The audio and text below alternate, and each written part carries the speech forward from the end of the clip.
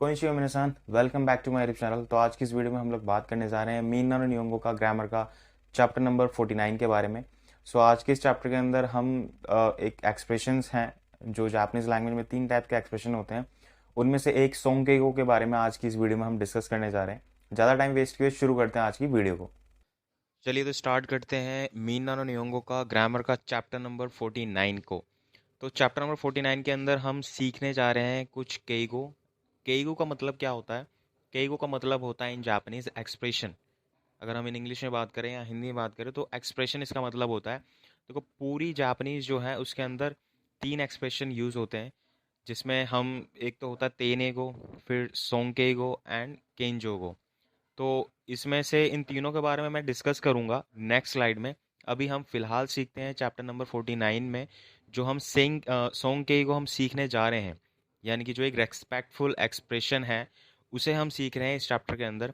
अब ये फॉर्म जो है वो कैसे बनती हैं, यानी कि ये जो वर्ब्स हैं इन्हें कैसे बनाते हैं, इसको बनाने का तरीका पहले हम सीखते हैं। उसके बाद बात करूंगा मैं ये कैसे इस्तेमाल होती है और उनका क्या पर्पस रहा है। ठीक है।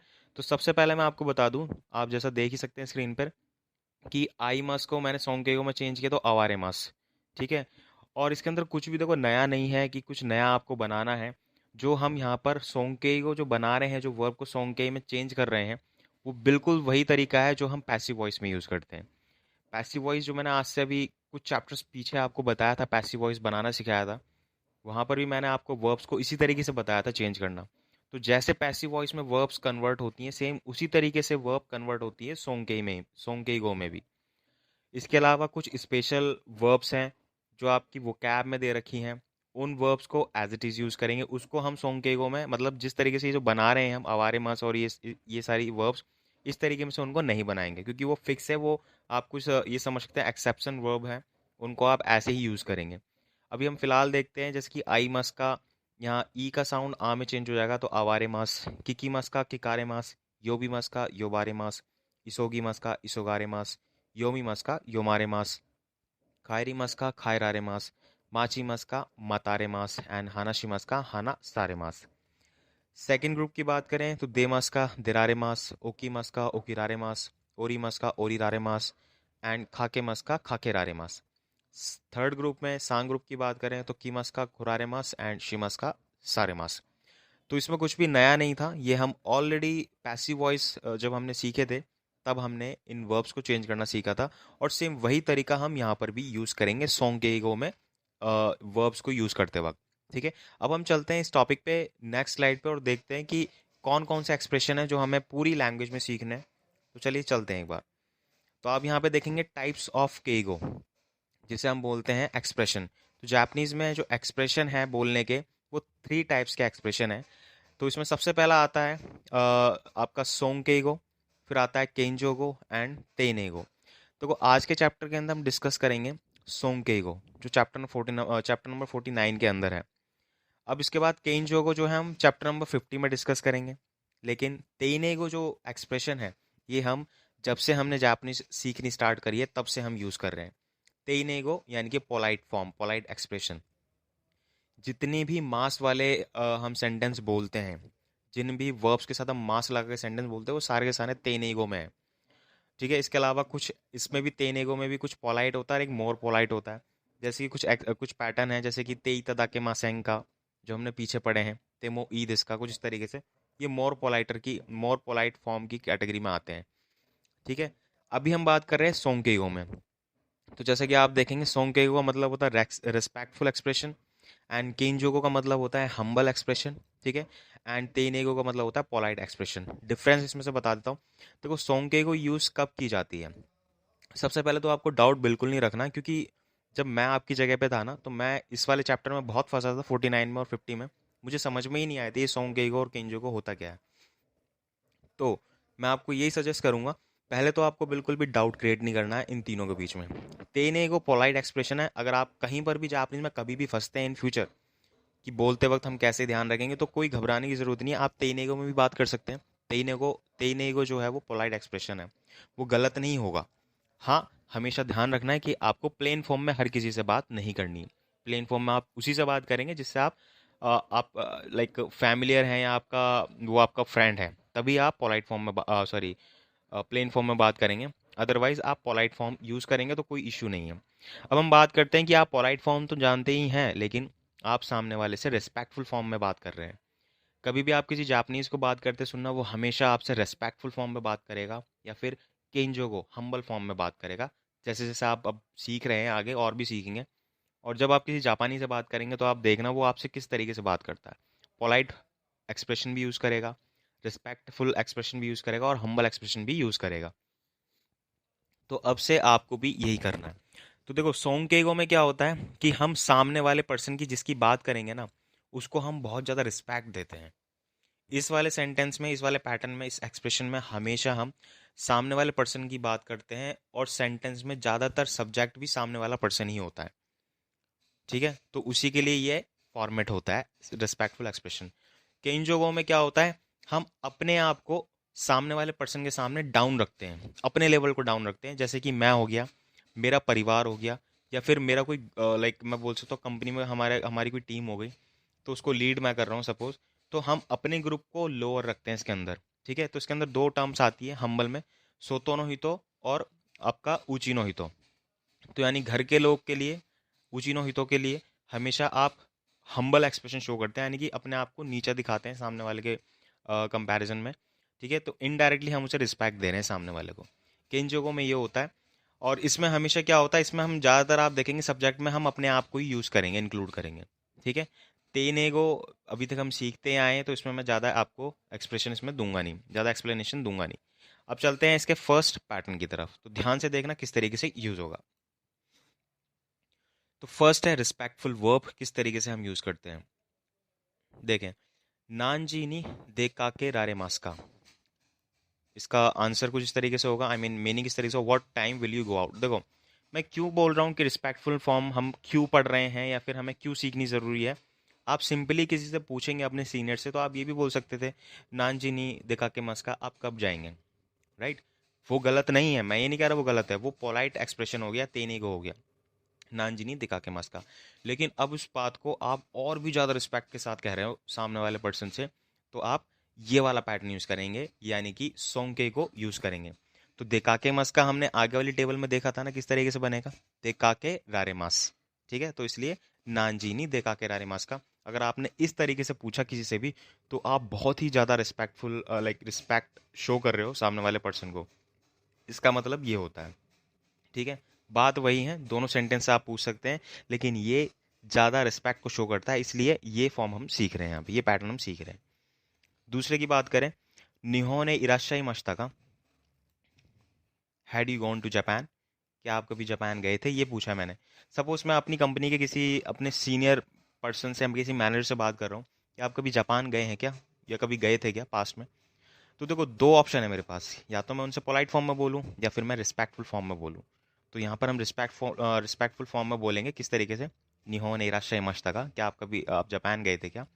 देखो वही चीज़ मैं कहूँगा, अभी पीछे वाली स्लाइड मैंने आपको बताया था, सोंग गो में हम सामने वाले पर्सन से रिस्पेक्टफुली बात करते हैं, तो सेंटेंस में हम जो है एज ए सब्जेक्ट में भी हम ज़्यादातर सामने वाले पर्सन को ही रखेंगे या फिर बात उससे रिलेटेड ही कहेंगे। ठीक है, तो यहाँ पर आप देखोगे निहोने इराशाई मस्ता का, मैं सामने वाले पर्सन से पूछ रहा हूँ डायरेक्टली, आप जापान गए हैं क्या कभी।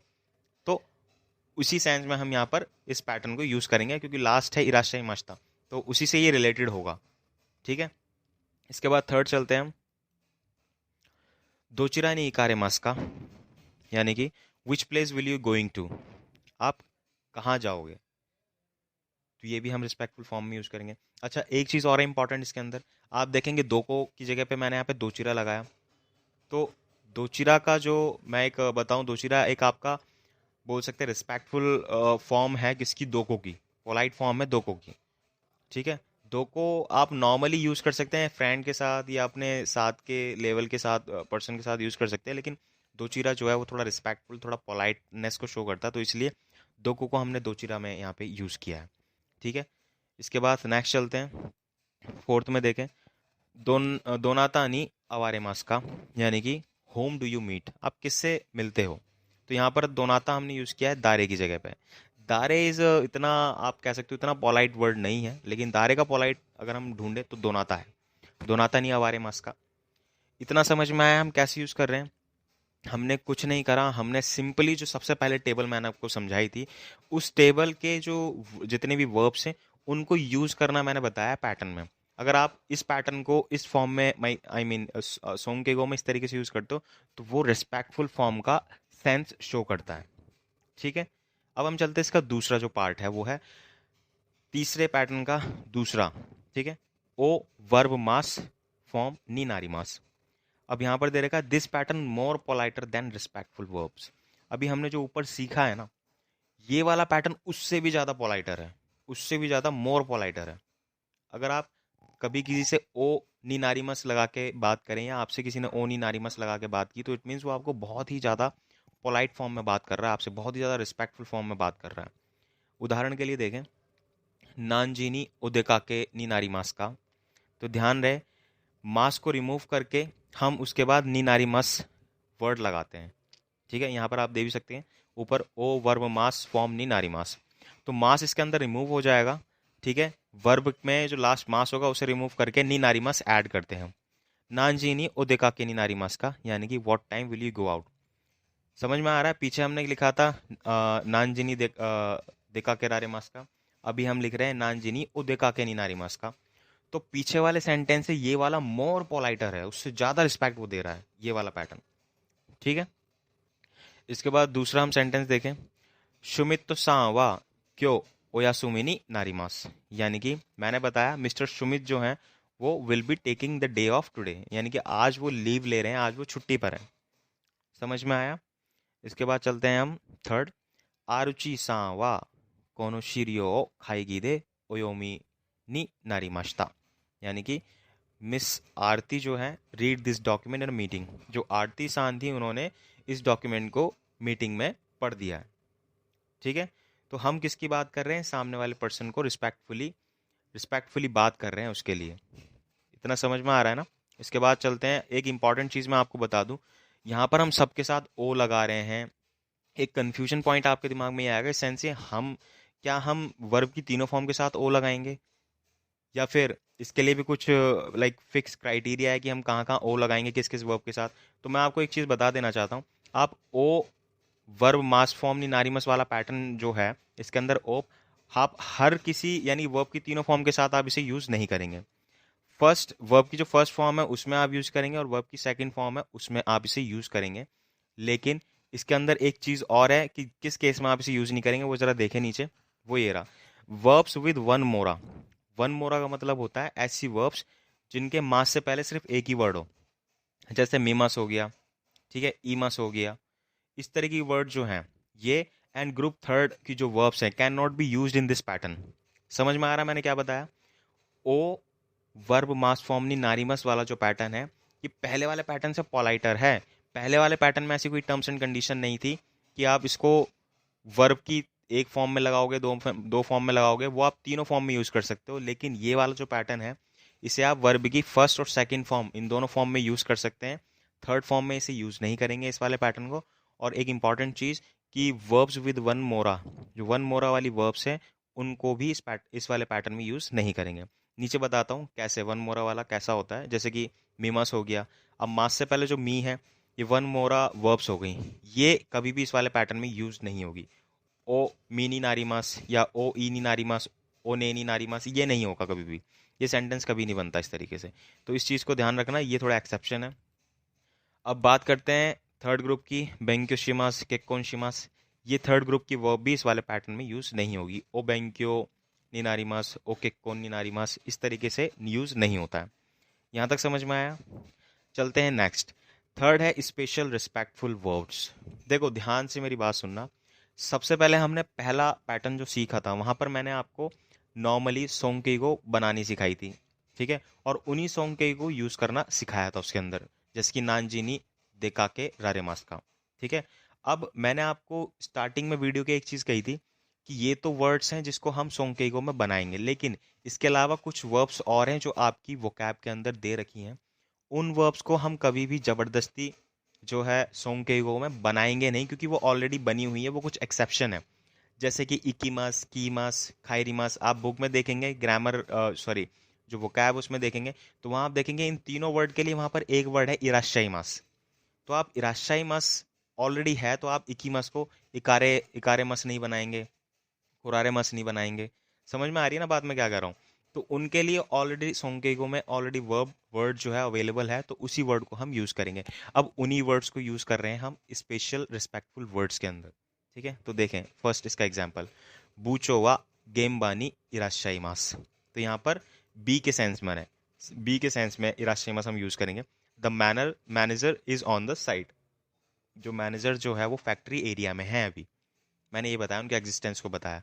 तो आप वर्ड्स जो वो कैब है उसमें देखेंगे अपनी बुक की, तो वहाँ पर बी के लिए भी इराशाइमस लगाया है, इकीमस के लिए इराशाइमस और कीमस के लिए भी इराशाइमस है। तीन वर्ब्स के लिए इराशाइमस आप यूज करेंगे। तो अब इसे जबरदस्ती आप उसमें कन्वर्ट मत करना सोंकेगो में कि आप इकीमस का इकारेमस, जो जैसे कि मैंने अभी आपको बताया था जस्ट। ठीक है, तो इसे सिंपली आप इराशाइमस लगाएंगे। सेकंड की बात करें, सेंसेवा कोनो मोनोगातारियो ओशाई माश्ता। कहने के लिए वहां पर वर्ड लगा रखा है, से के लिए वर्ड लगा रखा है जापानीज में सोंकेगो ओशाई मास। ठीक है, जो ईमस होता है ये नॉर्मल तेने को वर्ड है। ईमस, ईमस का सोंकेगो अगर आप देखेंगे तो वोकैब में दे रखा है आपका ओशाई मास। तो ईमस को इवारेमस बनाने की जरूरत नहीं है। ठीक है, ये सिर्फ समझाना चाहता हूँ। तो जो वर्ड ऑलरेडी सोंगेगो में है, जो आपकी बुक में दे रखे हैं वो कैब में, उनसे छेड़खानी बिल्कुल नहीं करनी। उनको आप डायरेक्टली इस तरीके से यूज कर सकते हो सेंटेंस में।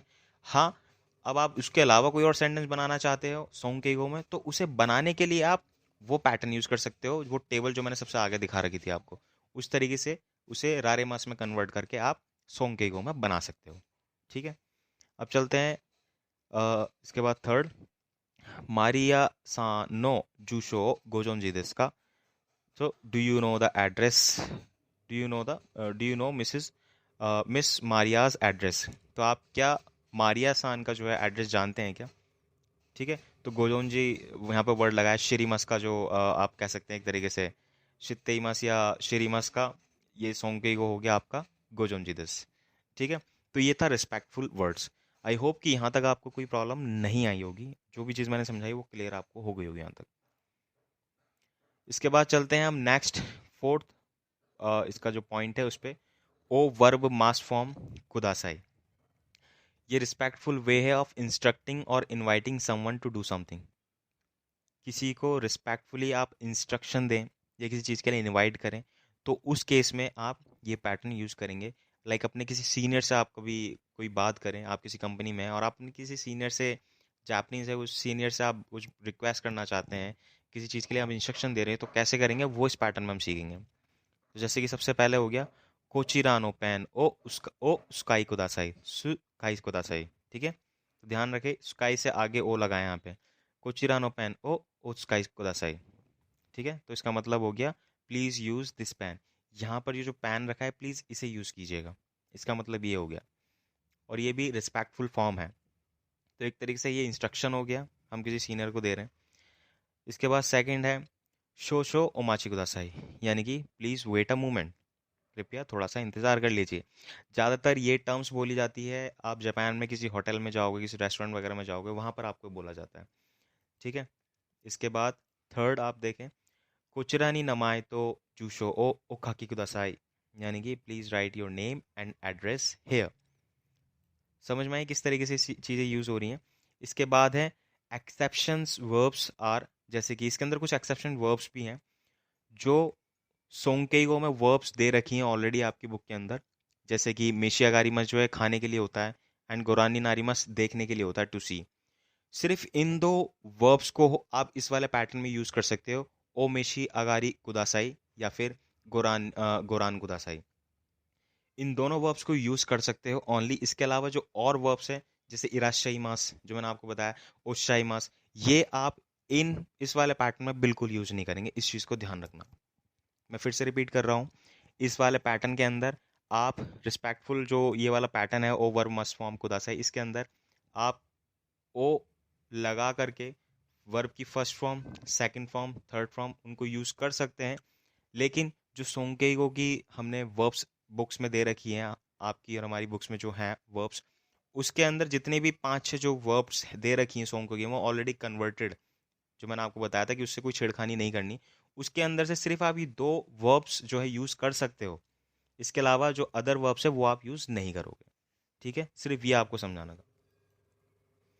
अब चलते हैं हम 4.2। देखो इसके अलावा ये तो होगी वर्ब के साथ हम ओ लगा रहे हैं। ठीक है, ओ लगा के वर्ब मास फॉर्म कुदासा ही हमने लगा दिया। अब ओ और गो में एक बहुत बड़ा डिफरेंस है। अब वो कैसे है, देखो नाउन एडजेक्टिव एडवर्ब के अंदर भी हम ओ और गो लगाते हैं, और ये ओ और गो लगाने से ये इसको रिस्पेक्ट को भी शो करता है। तो देखो मैं समझा रहा हूँ आपको कि ओ कहाँ लगाएंगे, नाउन के केस में, एडजेक्टिव केस में, एडवर्ब के केस में, और गो कहाँ लगाएंगे। तो सबसे पहले आपको ये समझने की ज़रूरत है कि जो ओ है वो अटैच किया जाता है to words of Japanese origin. जो वर्ड जापानीज ओरिजिन के हैं उनके साथ ओ लगाया जाता है हमेशा। ठीक है, जो जापान ने खुद डेवलप किए हैं। उदाहरण के लिए नाउन में ले लें तो जैसे कि कुनी वर्ड हो गया, कुनी कंट्री है, ये जापान का वर्ड है बनाया हुआ, तो उन्होंने उसके साथ ओ लगाया। ओ कुनी, ओ शिगोतो, ओ खाने, ओ साके, ओ चा, ओ नमाए। ये सारे वर्ड जो हैं वो जापानीज ओरिजिन के हैं, इसलिए इनके साथ ओ आ रहा है। ठीक है, और ये सारे नाउन हैं।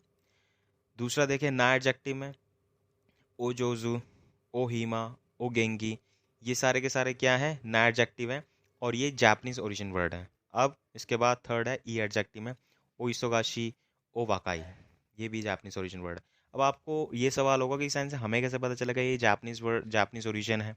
तो देखो उसके लिए मैं यही समझाऊंगा कि धीरे धीरे जब आप पढ़ेंगे ना जापानीज में और ज़्यादा एक्सप्लोर करेंगे तो ही ये चीज़ें आपको प्रैक्टिस के थ्रू आ पाएगी कि हमें कहाँ ओ लगाना है, कहाँ गो लगाना है। क्योंकि इसका कोई स्पेसिफिक तरीका नहीं है। ये बता दिया उन्होंने कि भैया आपको जापानीज ओरिजिन वाले वर्ड के साथ ओ लगाना है, और इसके बाद हम सीखेंगे गो कहाँ लगाना है, उस केस में आपको गो लगाना है। अब इनको थोड़ा फाइंड आउट करने में थोड़ी सी प्रॉब्लम होगी, क्योंकि हम एज अ फॉरनर हैं, हम इस चीज़ को सीख रहे हैं, हमारे लिए दिक्कत होगी। तो ये हमें प्रैक्टिस करके ही पता चलेगा कि कहाँ हमें ओ लगाएंगे और कहाँ हम गो लगाएंगे। ठीक है, अभी फिलहाल इतना ठीक है, क्लियर है। आगे बढ़ते हैं। देखो गो जो है, गो is attach to words of Chinese origin. जो गो लगेगा वो हमेशा उन शब्दों के साथ लगेगा जो चाइनीज ओरिजिन है। जब आप कांजी पढ़ते हैं तो वहाँ लिखा होता है ना कुनियोमी ओनियोमी, तो एक आपका जापानीज ओरिजिन होता है वर्ड और एक आपका चाइनीज ओरिजिन वर्ड होता है। तो सेम उसी तरीके से आप ये समझ सकते हैं। तो इसके अंदर नाउन कौन से दे रखे हैं, जैसे कि गो इकेन, इकेन वर्ड जो है वो चाइनीज ओरिजिन का है तो इसके लिए उसके साथ गो लगा है। चूमोन वर्ड जो है वो चाइनीज ओरिजिन का है तो इसलिए उसके साथ गो लगा है। काजुको, तो गो काजुको। इसके बाद है गो आनाई, फिर उसके बाद है गो चुई। तो ये सारे वर्ड जो है वो चाइनीज ओरिजिन के हैं तो उनके साथ आप इसी तरीके से गो लगाएंगे। इसमें ना एडजेक्टिव बात करें तो गो शिनसेत्सु, ठीक है, एंड गो नेशिन, अर्नेस्ट। एंड एडवर्ब की बात करें इसके अंदर तो गो जियूनी, गो युक्री। इस तरीके से ये वर्ड्स जो हैं इनमें ओ और गो ऐड किए जाता है, लाइक नाउन एडजेक्टिव और एडवर्ब के केस में। इतना समझ में आया। ये सिर्फ एडिशनल इन्फॉर्मेशन है जो आपकी बुक में दे रखी थी इसे, तो मुझे लगा मैं इसे समझा सकता हूँ या आपको बता सकता हूँ, तो मैंने इसलिए आपको ये बताया। अब चलते हैं हम फोर्थ, केगो and plain style of sentence. देखो अभी हमने फर्स्ट पैटर्न जो सीखा था, थर्ड का वन जो पैटर्न था उसमें हमने यही सीखा था कि कैसे हम सिंपली सेंटेंस में सोंकेगो ऐड करते हैं। ठीक है, अब मैं हम क्या सीख रहे हैं कि जो सोंकेगो है ना उसे हम प्लेन फॉर्म में भी बोल सकते हैं। जैसे कि मैंने सबसे पहले कहा था नानजिनी देखा के रारे मास्का, यही बोला था ना। अब ये तो हो गया कि जब मैं किसी सीनियर से बात करूँ तो यही बोलूँगा, लेकिन सपोज मान लो कि मैं अपने कोई मेरा सीनियर है, मैं जानना चाहता हूँ कब तक आएगा, और इस बारे में अपने फ्रेंड से बात कर रहा हूँ, तो फ्रेंड है तो मैं उसके सामने ना उसको थोड़ी कम रिस्पेक्ट दे सकता हूँ। तो मैं बोल सकता हूँ नान जी नी देखा के रारे।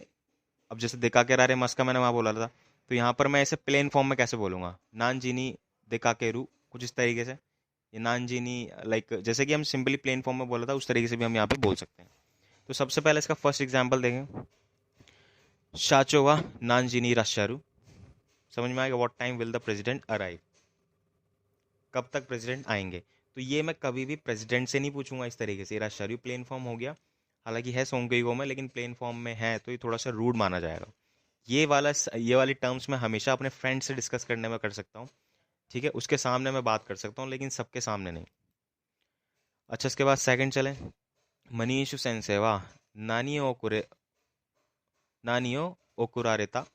तो means what did professor Manish send, Manish जो मनीष सान है प्रोफेसर, उन्होंने क्या चीज़ भेजी। तो ये तो था केयू and plain style of sentence. ठीक है, इस तरीके से हम बना सकते हैं। अब इसके बाद हम चल रहे हैं फिफ्थ पैटर्न पे, यूनिफॉर्म लेवल ऑफ केईगो in sentence. Uniform level of केईगो इन सेंटेंस कुछ नहीं है, बस इतना ध्यान रखना, जब आप कोई सोंकेईगो सेंटेंस बनाते हैं ना, तो उसमें कोशिश यही रहनी चाहिए कि सेंटेंस के अंदर सारी चीज़ें जो है वो एक आपकी रिस्पेक्टफुल फॉर्म के अंदर ही हो। जैसे कि पीछे के सेंटेंस का कुछ एग्जाम्पल लूँ, तो मैंने दोको की जगह दो चिरा लगाया था। दो चिरानी लाइक सेंटेंस मुझे याद नहीं है कि लाइक उसमें ये पूछा था कि आप कहाँ जाओगे, ठीक है, तो दो चिरानी करके लगाया था, पूरा सेंटेंस को सोंकेईगो में कन्वर्ट किया था। तो उसी तरीके से यहाँ देखते हैं, जैसे कि उदाहरण के लिए सबसे पहले मैं आपको एक सिंपल सा एग्जांपल दे रहा हूँ। कोको नी नमाए तो जूशो ओ खाईते कुदासाई, ठीक है। So please write your name and address here, कुछ इस तरीके से। अब इसको सोंकेईगो में कन्वर्ट करूंगा तो प्रॉपर सेंटेंस में मैं कोशिश करूंगा सब चीज़ को जो है रिस्पेक्टफुली फॉर्म में चेंज करूँ। कोको का कोचिरा कर दिया, कोचिरा नी नमाए के साथ ओ नमाए, तो गो जूशो ओ काकी कुदासाई। समझ में आया? ओ नमाए क्यों समझ में आया आपको? क्या क्यों मैंने आपको पीछे बताया था नाउन और एडजेक्टिव वगैरह किसके साथ ओ लगेगा और किसके साथ गो लगेगा, वो इसीलिए बताया था कि आप अगर इस तरीके से नाउन और एडजेक्टिव वगैरह को भी यूज़ करो ना, तो इस तरीके से वो यूज़ होंगे ओ और गो के साथ। तो यहाँ पर कोको का कोचिरा हो गया, नमाए के साथ ओ नमाए लगा दिया, जूशो के साथ गो जूशो लगा दिया, खाकी के साथ ओ खाकी लगा दिया, ओ खाकी को दासाई। पीछे अभी लेटेस्ट हमने पैटर्न पढ़ा था इसके पीछे, फोर्थ से पीछे, ठीक है। तो इस तरीके से ये होता है यूनिफॉर्म लेवल ऑफ केईगो, इसे हम यूनिफॉर्म लेवल ऑफ केईगो बोलते हैं। इसके बाद चलते हैं लास्ट जो इसका पैटर्न है वो है माश्ते। When you want to be more polite, जब आप बहुत ही ज़्यादा मोर पोलाइट होना चाहते हैं किसी के सामने, तब इस पैटर्न को यूज़ करते हैं। और साथ ही साथ कंसिस्टेंसी को शो करने के लिए, कंसिस्टेंसी यानी कि कोई निरंतरता को शो करने के लिए भी आप ये वाला पैटर्न यूज़ करते हैं। देखो जैसा आपको याद होगा, ते वाला पैटर्न हमने सीखा था कि ते लगा के हम एक सेंटेंस कंप्लीट करते हैं कि लाइक सपोज मान लो कि मैं जूस पी करके फिर लाइक एक्सरसाइज करता हूँ सपोज, तो सबसे पहले जूस वो नोंदे जॉगिंग ओशितेइमस, ये वाला पैटर्न तो आपको पता ही होगा ना।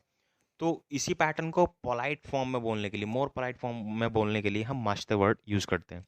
जिसके उदाहरण के लिए देखें, यूबे नेत्सुओ दाश्ते केसामो मादा सगारा नाइन this, I have been fever since last evening and it still has not come down this morning. मुझे लास्ट इवनिंग से जो है फीवर है और अभी सुबह तक ये बिल्कुल भी कम नहीं हुआ है। अब इसको जरा हम करते हैं माश्ते के साथ यूज़, तो ये चीज़ समझ में आ रहा है? दाश्ते ते फॉर्म मैंने अभी जस्ट आपको बताया है और उसके बाद उन्होंने सेंटेंस बोला है।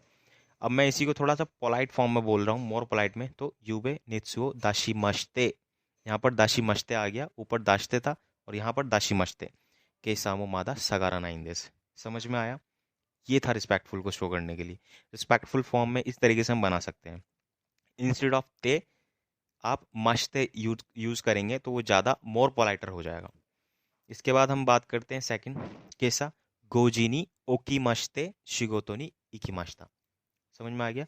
5 बजे उठ के मैं अपने ऑफिस के लिए गया या अपने काम के लिए गया। तो इस तरीके से यूज होता है मश्ते पैटर्न। थर्ड है इशोकेम में गाम्बारी मश्ते, I did all my best and. So आज की इस वीडियो में मेरी तरफ से सिर्फ इतना ही था। उम्मीद करता हूँ वीडियो आपको पसंद आई होगी। वीडियो अगर पसंद आई होगी तो वीडियो को लाइक कर दीजिएगा और चैनल को सब्सक्राइब करना बिल्कुल मत भूलिएगा, ताकि इसी तरीके की नोटिफिकेशन आपको ईजिली मिलती रहे। और हाँ, अगर इसके अलावा अगर आपके कोई फर्दर क्वायरीज या क्वेश्चन है तो आप नीचे देखिए इंस्टाग्राम आईडी पर जा करके मुझे फॉलो करके अपने कोई भी डाउट्स या क्वायरीज वहां पर मुझसे पूछ सकते हैं। मिलता है अपनी नेक्स्ट वीडियो में कुछ इसी तरीके के इंटरेस्टिंग टॉपिक के साथ, इसी तरीके के इंटरेस्टिंग चैप्टर के साथ। तब तक के लिए keep practising, keep smiling, take care and bye bye.